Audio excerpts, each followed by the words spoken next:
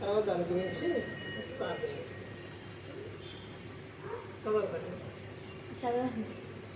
చదవండి. చదువుతావు కదరా? సరే, 23వ కీర్తన 1 నుంచి చదవండి. యెహోవా నా కాపరి, నాకు లేమి కలుగదు.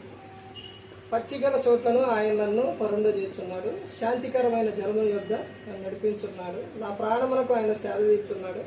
తన నామను బట్టి నీతి మార్గములలో నడిపించున్నాడు.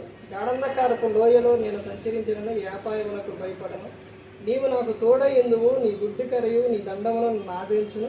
నా శత్రువులు ఎదుట నీవు నాకు భోజనం సిద్ధపరచుదు. నూనెతో నా తల అంటి ఉన్నావు. నా గిన్నె నిండి పొర్లుచున్నది. నేను బ్రతుకు దినములన్నీ కృపాక్షేమములే నా వెంట వచ్చును. చిరకాలం యెహోవా మందిరంలో నేను నివాసము చేసేదాన్ని. ఇక్కడ భక్తుడైన దావీదు గారు రాస్తున్నారు ఏమనంటే, యెహోవా నా కాపరి, నాకు లేమి కలుగదు. ఆయన మనకి ఎలా ఉంటారనంటే కాపరిగా ఉంటారు. మనకి ఆలోచన ఇచ్చి నడిపించే ఆయన, మనల్ని కాపాడే ఆయన, మనల్ని రక్షించే ఆయన. ఏ విషయమైనా ఒక విషయం మనం ఏదన్నా చేస్తున్నాము అని అంటే ఆ విషయంలో మనకి ఏదైనా కానీ ఒక మరి మనం అనుకున్నట్టు అవ్వకపోయినా, రాకపోయినా, కాకపోయినా ఏదైనా కానీ ఆయనకు చెప్పుకుంటే ఆయన సహాయం చేస్తారు. మాకు వివాహం అయిన తర్వాత కొన్ని సంవత్సరాలకి డాక్టర్స్ వాళ్ళు ఏమన్నారంటే పిల్లలు పుట్టరు అన్నారు.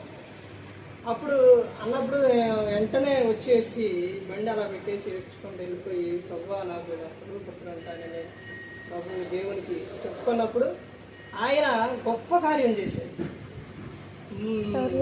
4 నెలలు ప్రెగ్నెన్సీగా ఉన్నదే అన్నది కూడా తెలియదు. అంత గొప్ప కార్యం చేశాడు ఆయన. ఏంటంటే మనం ఆయనకు చెప్పుకున్నప్పుడు ఏదో రూపంలో ఏదో విధంగా ఆయన అనుకూల సమయంలో మనకి ఏం చేస్తారంటే సహాయం. ఇక్కడ దావీదు గారికి ఆయన ఏం చేశారనంటే ఎంతో సహాయం. అందుకనే ఇతను ఏమని చెప్తున్నా, యెహోవా నా కాపరి, నాకు లేమి కలుగదు, నాకు ఏది కూడా తక్కువై ఉండదు. ఆయన మనకు సహాయం చేస్తాడు. పచ్చిగల చోట్ల ఆయన నన్ను పరుండ చేస్తాడు. శాంతికరమైన జలముల యొద్ద నన్ను నడిపిస్తాడు.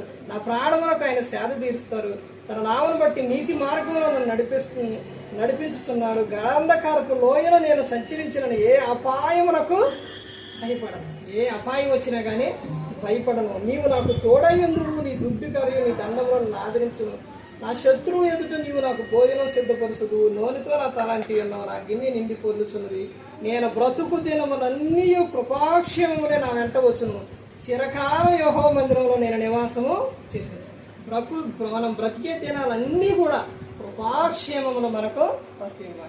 మనకు ఆనందాన్ని, మనశ్శాంతిని, సంతోషాన్ని అవన్నీ ఇచ్చేది ఎవరనంటే దేవుడు.